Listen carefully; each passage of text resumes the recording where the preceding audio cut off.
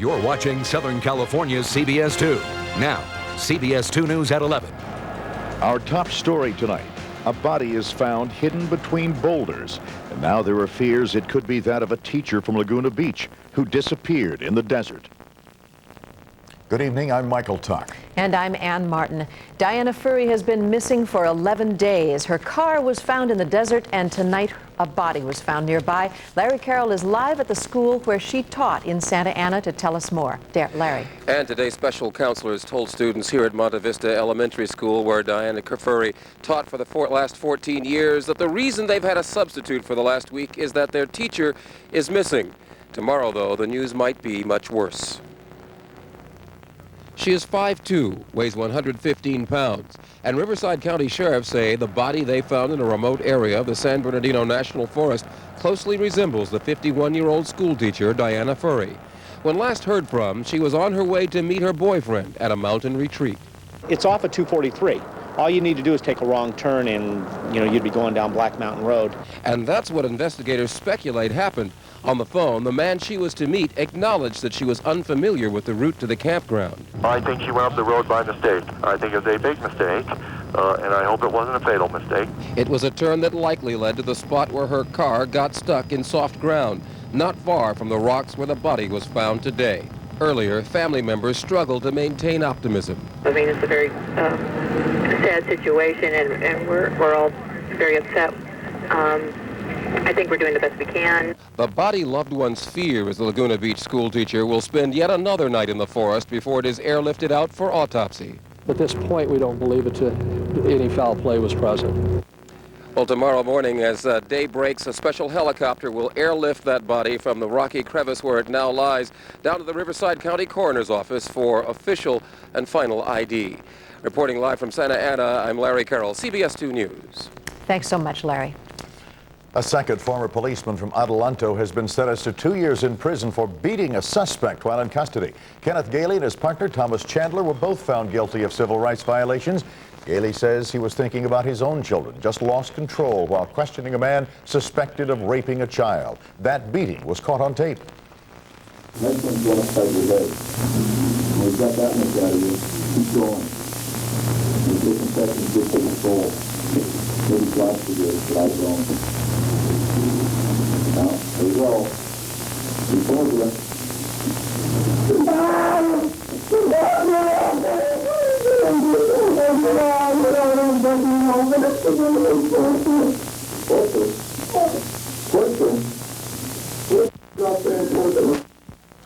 Both men will also pay $8,000 in fines, and they're both barred from ever working in law enforcement again. Ann. There is shock and sadness tonight in the LA County Sheriff's Department. A former deputy was shot and killed on his new job this weekend. Mark Stahl had moved his family to Boise, Idaho to get away from crime in Southern California. He was assisting with a routine traffic stop early Saturday when he was shot and killed in a gun battle.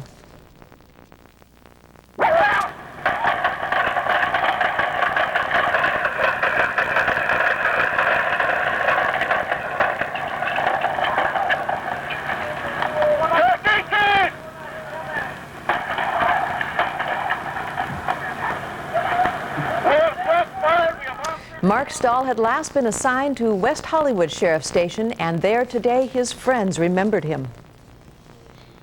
People that knew Mark were devastated, because of the kind of a guy he was. He was always there to help people, be it the citizens or his fellow deputies, and it was just very hard to believe that he would leave here looking for a better environment and end up being killed in the line of duty. Mark Stahl is the first officer killed in the line of duty in the history of Boise, Idaho. Funeral services will be held on Wednesday for him in Idaho. And coming up at 11:15, our special assignment, Badge of Courage. You'll hear the story of one police officer's survival against the odds. He survived a terrifying ambush, and he's still fighting back today. Mike. We go to Montebello now, where the parents of two children who were found bound and gagged in a motel room are facing felony child abuse charges tonight. Our Jason Carroll live right now with the latest on this investigation. Jason? And Mike, we've also learned tonight the couple could be facing attempted murder charges for leaving their children in a condition that could have killed them. Montebello police have now released the pictures of Alejandra Munguia and her boyfriend, Ralph Ramirez. Both are accused of leaving Munguia's 2 children in a condition even a seasoned detective finds hard to believe. You say I've seen it all. I've never seen this, and I don't know of too many people that have.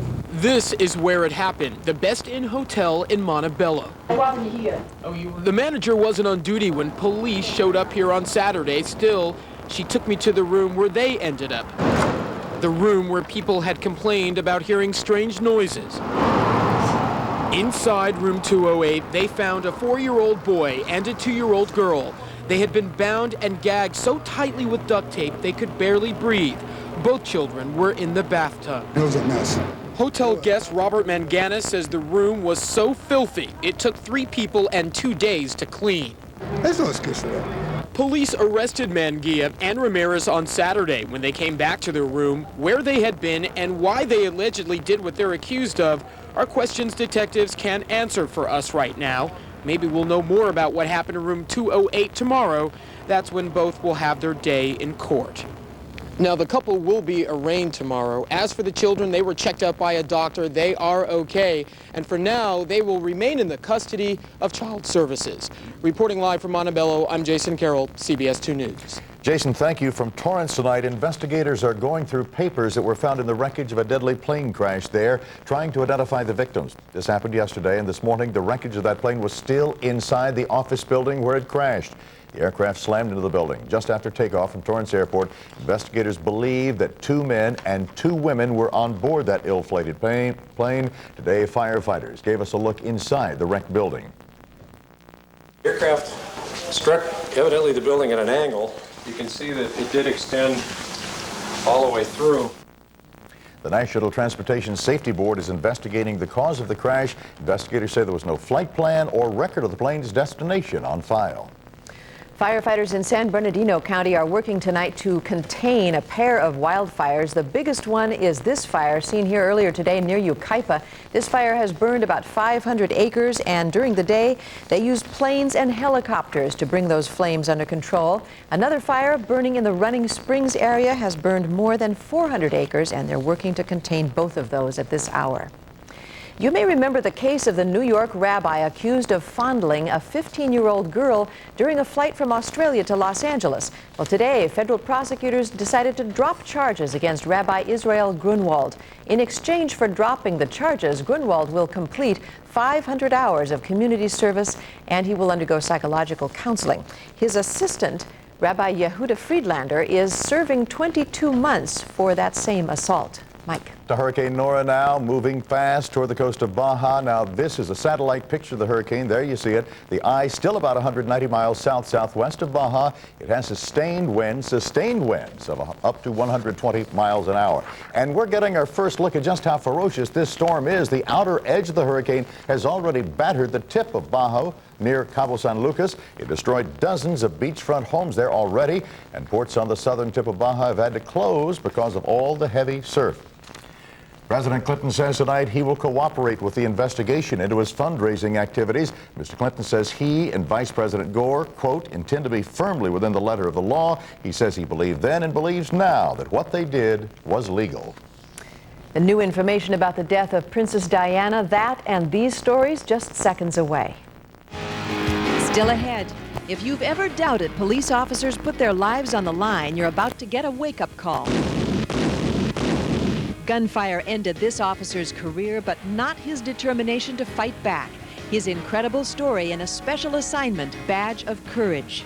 Then, you just watched it, Brooklyn South, TV show that takes you about as close to police fighting drama as you'll ever want to get. Tonight, we take you behind the scenes of this gripping new program. Later, the Marv Albert sex scandal. Is it a real-life case of fatal attraction? But next, good news for people who wear contact lenses. Soon, you may not have to change them nearly as often. We'll show you why. Much more news next. You're watching CBS 2, winner of the 1997 Emmy Award for Best Newscast in Southern California, with Ann Martin, Michael Tuck, Steve Rambo with weather, and Jim Hill on sports. CBS 2 News, bringing balance back to local news.